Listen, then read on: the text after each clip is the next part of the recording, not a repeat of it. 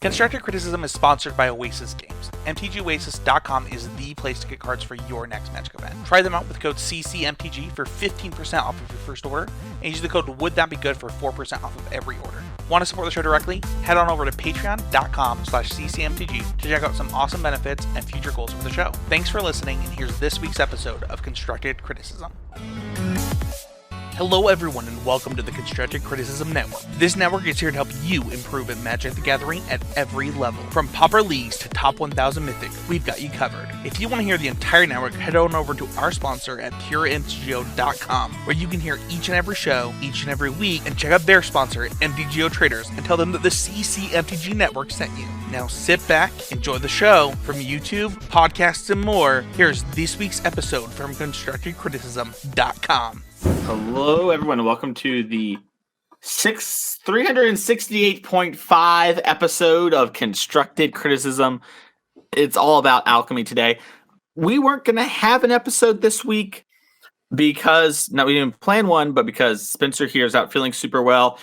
Abe wasn't feeling super great on normal recording day. I had some stuff coming up, but we still did a podcast meeting. When we were talking about the podcast meeting, we realized there's just not going to be time for us to talk about Alchemy in the span of what we have planned for content-wise, because next week we have Alexander Hain coming on the show as a special guest, so we're super excited to have that. We're going to hype it up more. We're going to let you patrons be able to ask Hain questions, so I'm letting you know this now that we can do it, and you can tweet at the show and whatever, and we'll pick one non-patron viewer on Twitter to answer a question for Hain as well, so make sure to tweet at us there. We'll go in more into that later, and we'll check it out on Twitter as well when we tweet that out. But we want to talk about Alchemy because it is a big change coming to Magic. It's probably the biggest thing since Pioneer. I know some people have compared it to Historic. I personally feel differently, and we're going to talk about that. But I can't tell since there's sneeze or a smiling or thought it was bullshit. I don't know. We're going to just talk openly and honestly here for a little bit about Alchemy. I think we all know a little bit of where we all stand on it, but we haven't got too deep into conversation except for Abe and I. Literally, I think maybe 40 minutes, Abe, after it launched. Yeah. Like when we saw the announcement, you and I were on Discord, and Spencer was driving to Vegas, and we talked about it for, I think, about an hour and a half. But a lot of that was kind of figuring things out, maybe. And so we didn't even really get to talk about it. We were trying to dissect what it all meant. And so that's what this episode is. So this week's episode, it's just going to be about Alchemy. So if you don't care about Alchemy, you don't want to interact with Alchemy, I highly suggest turning this off. If you don't know what that is, or leave a comment and tell us what you do want to talk about, and smash that like button before you go. That's true. Yeah, that is a big thing about this. We need to know what y'all think about Alchemy, and I suspect a large portion of you don't even know what Alchemy is yet, because that hasn't officially launched in Arena. It's just on the MTG stream on the Twitter a little bit. So I'm going to quickly talk about what Alchemy is. So Alchemy is an arena-only format, much in the vein of Historic, where you can only play this format in Arena. And what Alchemy's its core principle is that they will take cards that are doing poorly and doing too well in Standard, and they will change them in various ways in order to make them better. So I'm going to give you two examples of cards that have changed. So first, Asika's Chariot only makes one cat now and has crew 2. So that's the example of how Asika's Chariot is different in Alchemy. Then they took the card Druid Class, which used to allow you to play an extra land, gain life when lands enter the battlefield, and then for 6 mana, you could make essentially a Renin 7 emblem, or a Renin 7 token, sorry. Now they've changed that last mode from 6 to 3 mana. And so they've done a huge buff to that card. And there are lots of various cards buffed, and you can check out MTG Zone for all those changes on Arena. But these cards will be legal in a format called Alchemy. We don't know the exact, how often they'll change cards, but the assumption is that they will change cards probably once a standard release or whatever, maybe a little more if things are really bad, to rebalance them and to reinvigorate the format. And then these changes to cards actually affect Historic as well. So we've got a lot to figure out there, but basically the Asika's Chariot I mentioned just now to you that makes 1 cat instead of 2. If you were to play Asika's Chariot in Historic, it will only make 1 cat. It will not duplicate like your version in real life. So the way to think about it is that Alchemy and Historic are arena-only formats, and arena-only formats play with arena-only cards. You'll notice on your collection that you'll have a little A there. And if you're thinking, do I have to buy all these new cards? No, you do not. If you own Asika's Chariot, you own all versions of Asika's Chariot, if changed or whatever like that. And they're even unbanning cards like Omnath, the Locus of Creation, by nerfing it. I'm not going to go into what that nerf is now. Maybe we will in our conversation. They're making a lot of big changes and things like that. And that is essentially what the Alchemy format is and how it's changing things forever. And we're going to talk about it because it's been a big point of conversation and contention and anxiety and hype for a lot of people. And so I'm going to throw it to Spencer first, because Spencer's the person who I haven't actually vocally talked about this. We've DM'd a little bit. I've seen some of your tweets. But Spencer, what are your kind of first reactions to Alchemy? I don't think I tweeted about Alchemy other than a summoning circle, but here's the thing. I am a big fan of the law, the equivalent exchange. I actually think that a chariot is maybe like the most perfect. I don't even know that it's like a nerf, in all honesty. I think that it's a balancing change. Yeah, and I like Crew 2 for a 4/4 is like kind of nuts. Like that is like a good card still. And I think that, not putting, 1,000 permanents into play for 4 mana is like a good thing.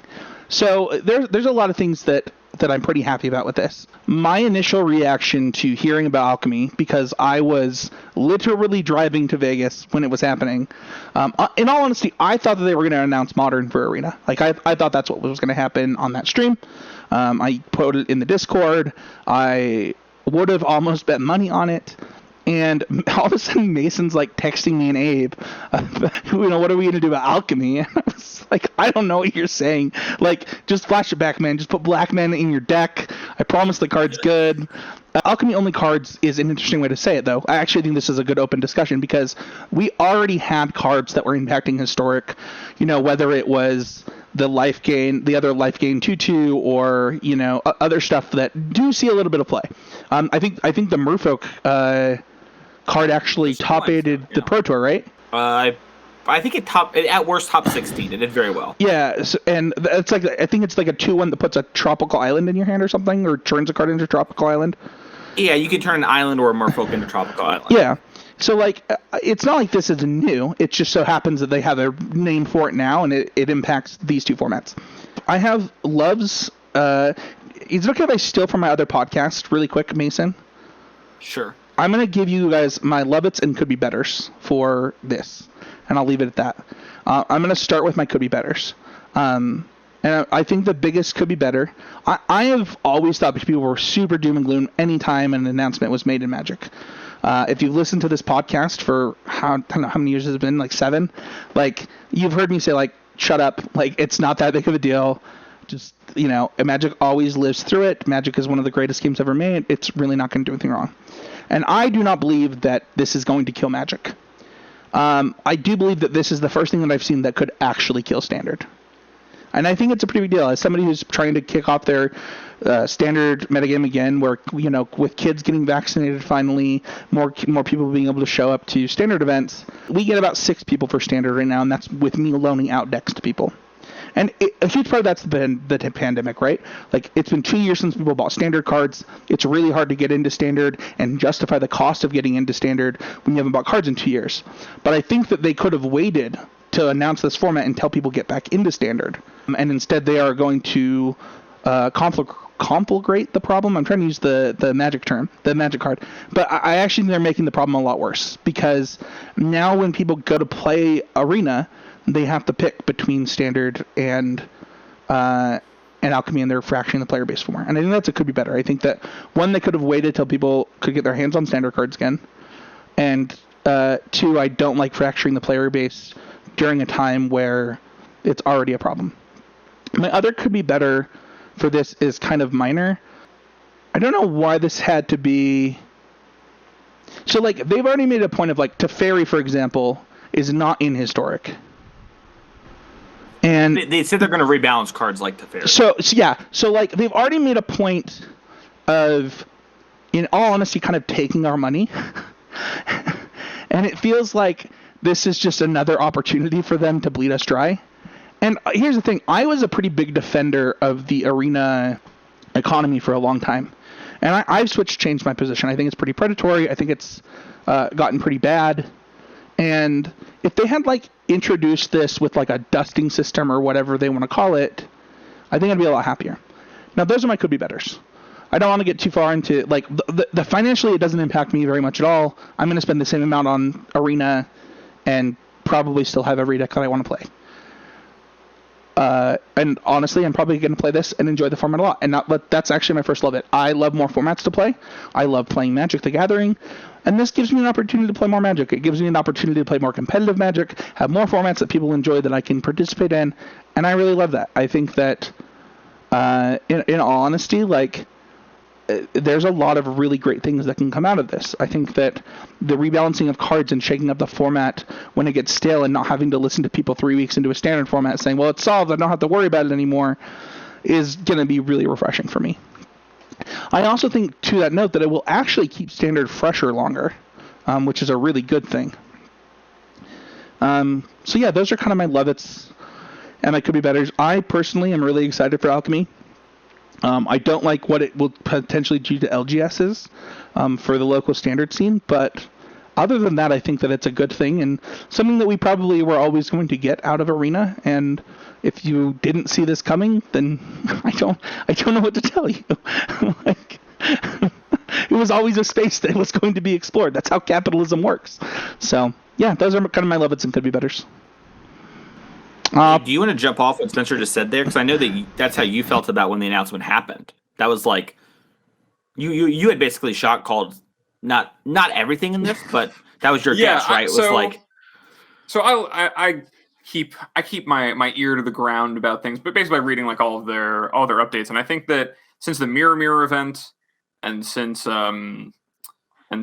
the announcement about there being the arena only cards. When they dumped all those cards in Historic with the Historic Jumpstart, it has been very apparent to me that they really want to start increasing the amount of active management balanced formats and exploring the new design spaces that are digital only, specifically for Arena. And when they had that, they said they were going to make this big announcement about Arena. It being something like this really did not shock me at all. The format as a whole, I don't really have too many thoughts on. Like, I think that this will, if you're someone who really thinks that the arena cards are cool and like the arena only design space is cool, which I know you do, Mason. Like we talk about that a lot, that you really like a lot of this digital only stuff, and just the new possibilities you can explore there that are kind of limited by paper. That's not really much of a thing for me. I don't really like that much. I don't like a lot of what Alchemy is doing for Magic isn't things that I want out of Magic right now. Like, I'm someone who doesn't really mind playing through the kind of stale standard format if the games are like good enough. I'm not going to get bored after playing for a few weeks and then not be able to switch to something else and be kind of just entirely disengaged with Magic as a whole. But I know that those people exist and they're out there. And I do think that just kind of this change towards both Alchemy and Historic of being these more actively managed, actively balanced, more digital design sensibility formats, and Arena itself kind of growing into its own digital design sensibilities is like really good for paper Magic and Standard keeping like its own form while these things are happening. So maybe I'm too optimistic about things. I did, like, literally right before we started recording the show, tweet out kind of the gist of my take that, like, this distinction, as soon as there's more organized play that is less arena focused, I think this distinction will show a lot of rewards in the way that sets are designed, where they can avoid printing cards that are like any card that's borderline on power level or risk, they can just put into the Alchemy set where it can be actively balanced and not ruin an entire paper standard format. You can worry about bans less as a player investing in Standard. And, with hopefully Wizards of the Coast being able to organize Grand Prix and things again, we can have kind of an existence of Standard in paper that is reminiscent of and representative of what we remember without having to worry about all of these added pressures of an entirely different platform with entirely different needs. Most of what I feel on the format, it's actually just a huge miss for me. And originally I was like pretty distraught over it myself. But after thinking about it, I think that it's a good thing that it's happening, because I think that sustaining the needs of Arena to be successful and the needs of paper Magic to be successful at the same time they're two different beasts, and this is a really good step towards treating them as such. And so that's kind of where I land on it. Yeah, it's an interesting thing. I am the most hyped about Alchemy and the most excited. I'm a real after having our initial talk about it and thinking about it, I am a really big believer on this being really good for a lot of parts of Magic. And if I could do Spencer's like love it where it could be better, I think it does kill Standard until there's paper tournaments back.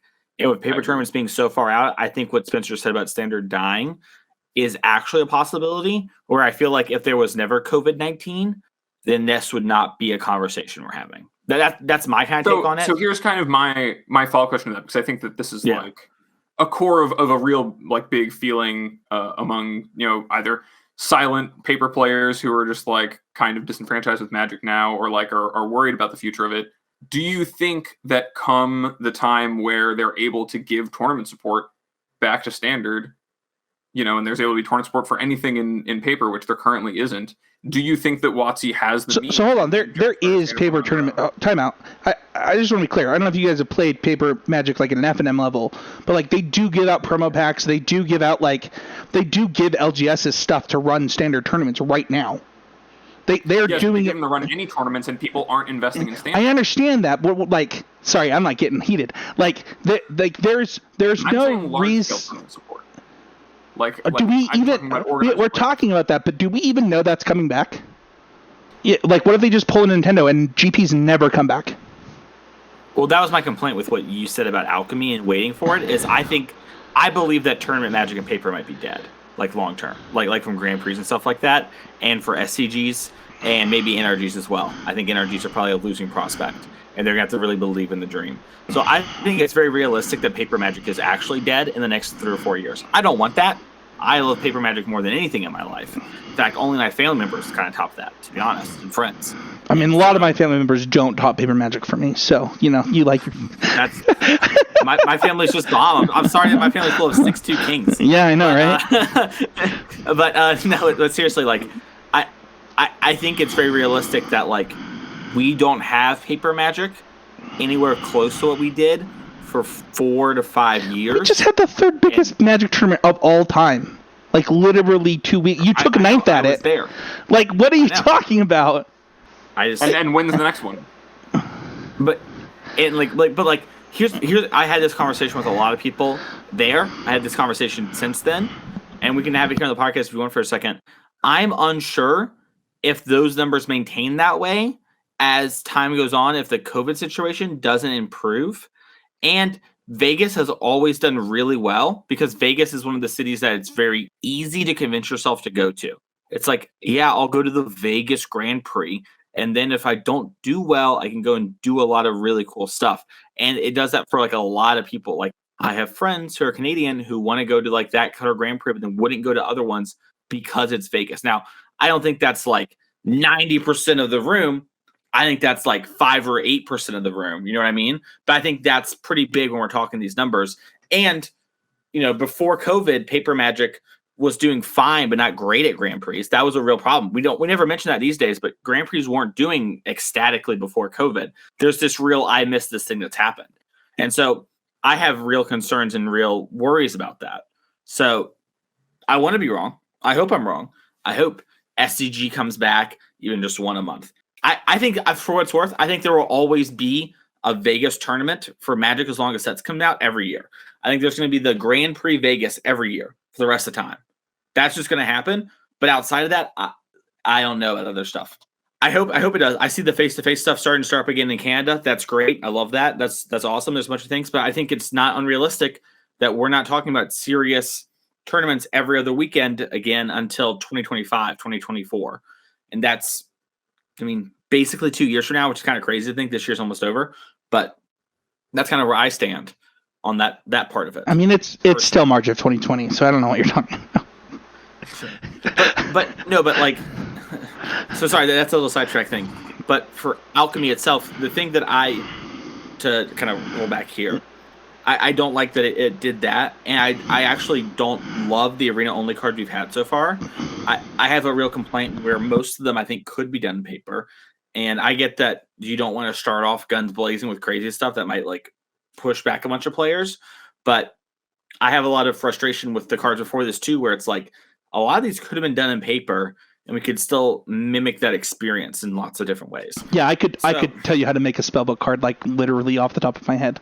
Like you just literally have a checklist card and you like it's not even hard. Yeah, so I mean there's like lots of ways to do these things, right? And like Conjure is the one that is conjuring multiple cards kind of becomes the thing, and seeking cards are the ones that aren't. But either way, I'm sure that in time they will push that design space once players are more acclimated to it. And I get not coming out guns blazing because there's already the idiotic comparison that we are Hearthstone, which is just the dumbest thing I've ever heard. I think it's actually dumb. And if you actually think that, you should take a moment to actually think about things. And we're not that. Our game doesn't play out like that, and these cards really aren't like that. So neither here nor there, but I'm a big believer in Alchemy. My current plan is to, like, on my personal YouTube channel, is I'm going to have a new Alchemy video Monday through Friday, consistently at the same time, edited and put up. And I'm going to be streaming regularly to create that content at VOD. So I believe that it's actually, like, a lot of really good stuff. I think it's going to be really fun. And I think that, like, it's the future of Standard until the pandemic is more taken care of. And, like, paper Magic comes back. So I think once there are incentives for everyone to be grinding the tournaments. And I think the Arena Opens will do this short term as well, for what it's worth. When like the Arena Open is Standard, it will create a drive for Standard. I feel like, and there's no way to know, but I feel like a lot of people will adopt Alchemy, especially if the Alchemy only cards don't play a big impact at first. They'll play that format because their cards overlap, and then they don't have to deal with like BS like Alorans or like the OP Chariot, you know what I mean? Or maybe the slightly OP, depending on how you want to talk about it, Chariot. And it'll just be more fun. Because I listen and I read Twitch chats and I listen to these people who are more casual, and they just don't love these like same play patterns in these cards, and they feel oppressive and they feel like it's really hard to overcome them. And in some cases that's very true. And this is a format where they're going to promise to fix that. And you know, if they're slow to fix it, I think that kind of promise like, hey, we hear you and we want to work with you all to create a better format is really appealing. And it's appealing to me too. It's funny. Back in the old days when Abe and I were grinding them PTQs when Mason was just a twinkle in his father's eye.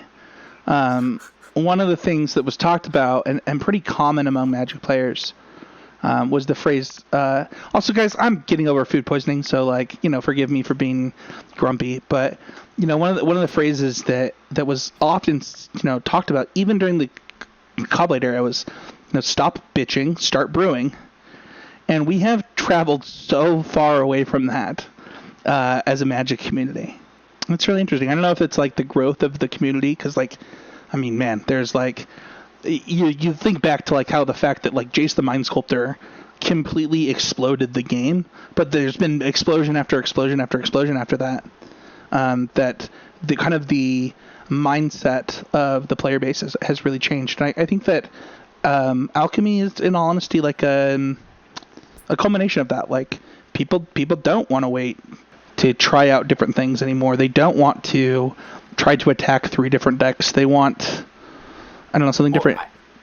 So like because to be honest, there's like a little blatant here. I've never felt more disconnected from the Magic community than since the Alchemy announcements happened.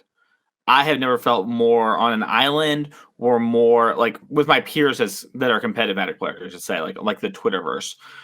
I have never felt more disconnected from these people and seeing things so differently from them and disagreeing with them so much as I have since the Alchemy was released, and listening and talking to these people about Alchemy. For me, it's a thing where it's like, I believe if you're a competitive Magic player whose main goal is to compete and better yourself and do that, what Spencer just said is super true, and you should take that approach. I believe if you just like playing competitive Magic and you want to play some, 1Ks or whatever, or you just like playing Arena and you like the grind to Mythic and you like trying to push for top 1200, and that's the limit of it.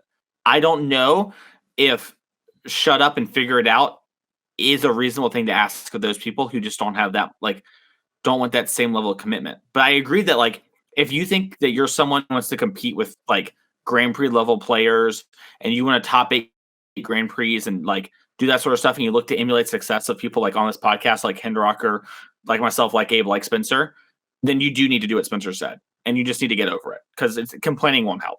And it's not going to help in the Alchemy format either, because they're not going to, like, it at least it appears to be they're not nerfing these cards to the ground.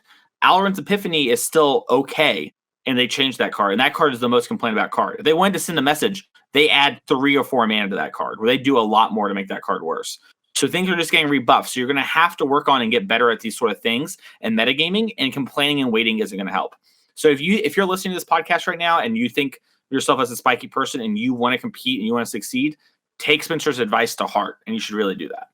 I don't think that's fair to force it on everyone. And I think Alchemy can be a half escape for that for some people. And I think that's a good thing to have, personally. I could be wrong. We could look back and listen a year and be wrong, but that's how I feel about it right now. I think that really tracks to, like, kind of how I view it now. I think about it, especially what you said about feeling disconnected and like you're on like an island from a lot of other people who are very vocal in the Magic community, who have been playing the game for, like, you know, sometimes decades, who just feel like this is such a huge departure and such a huge thing out of left field. You know, it is a huge change and a huge thing that if you told me was happening to paper Magic and like an age before Arena, that something like this was happening, I wouldn't have believed you. And if it were actually true, it might have, like, made me not want to play the game. But this is kind of what I am getting at, and what kind of got me to the point where I was thinking of it as a framing of Arena becoming a separate game from paper with its own issues and its own spaces, is that the huge amount of Arena player base that was an influx with the launch of Arena and its popularity, that is not the people who, you know, grinded through, like, dailies in college to, like, pay for road trips they couldn't afford to go play Grand Prix. They needed to cash to be able to pay their rent and stuff. Like the psychopaths of ages old who kind of wrote, you know, the sensibility and made this cool vision of what being a competitive Magic player was for a lot of people, myself included. Like, that's not what things are anymore. And more of the player base is just people who want to play a video game or want to play a video card game after work, or, you know, breaks and stuff.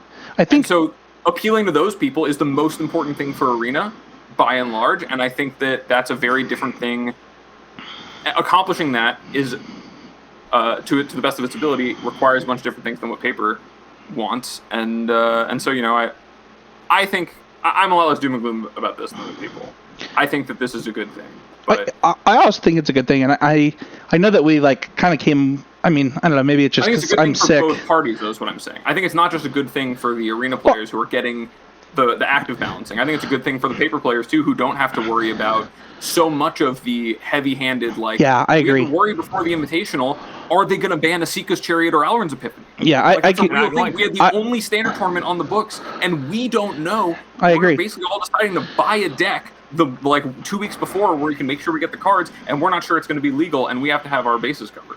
Like, that is kind of egregious to have, and that's not sustainable in a world where if WotC really breaks out the defibrillator paddles and starts, like, pumping life into paper competitive plays and experience, that, like, is sustainable. So I completely agree with that, and I think that, like, you know, while I'm sad about what this could mean for paper standard over the next few years, I think that, like, the thing that you should really take away from this is a couple things, actually. That you actually hit on so many things, Abe, that I, like, wanted to stop you a couple times. One, like, guess what? I know that, like, Magic players say this a lot, but sometimes it's not for you. And in this case, it probably is for you, and you're being resistant to change. And that can be hard. Like, but, like, I like, thinking about how many people said that Planeswalkers were going to destroy and kill Magic forever. Like, obviously Mason didn't have to hear that, but, like people are just like, no, the game's over. Like, this is it. This is the end of the world. You know, think of how many people, like, every time a Modern Masters or you know, has whatever. Horizons launch, people are like, yeah, this is it. This is just every format. Yeah, it's just the games are fun and cards are good. You know, it's not every change is bad, and this one does universally seem like pretty negative comparatively to other announcements for some reason. And, you know, my initial reaction was pretty negative. I've said the things that I'm sad about, but I think that my love-its for this are, like, really hold true. Like, you're going to get to play more different Magic than you got to play before. One of the things that people love so much about Draft is that it's self-correcting and ever-evolving, right? If I sold you on a standard format that did that, you'd probably love it. So like, like I don't know. I think that constructive criticism is, it's an ancient relic of Magic history at this point. And the thing is that one of the cool things about constructed Magic is that it's ever evolving. The cards change, the archetypes change, it gets a new influx of cards and things like that. And Alchemy is just another feather in our cap of something that we're going to get to talk about. And it's funny because during the pre-show we were talking about what we want our bonus episodes to look like and stuff like that. And I'm of the opinion that I want to talk about as much constructed Magic as I can. I want to enjoy the formats. I want to help people enjoy whatever constructed format that they want.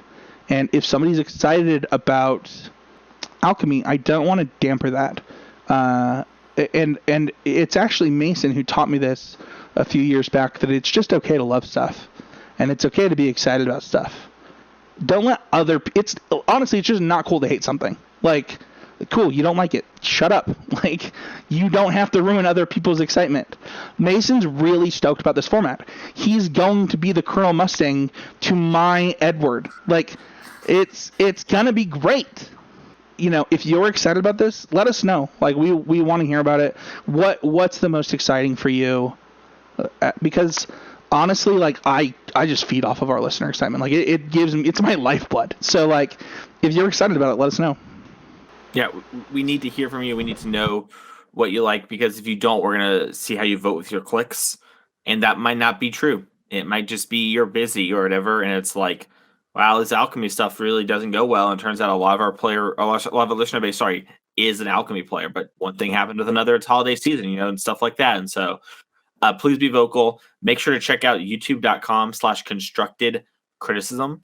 To leave a comment in the video. We're going to be doing a new thing here starting pretty soon, where we're going to actually be picking a YouTube comment from each video and talking about it in the next week, kind of in addition to our Patreon question. And at the end of the month, we're going to pick our favorites from each of those and give them some moolah.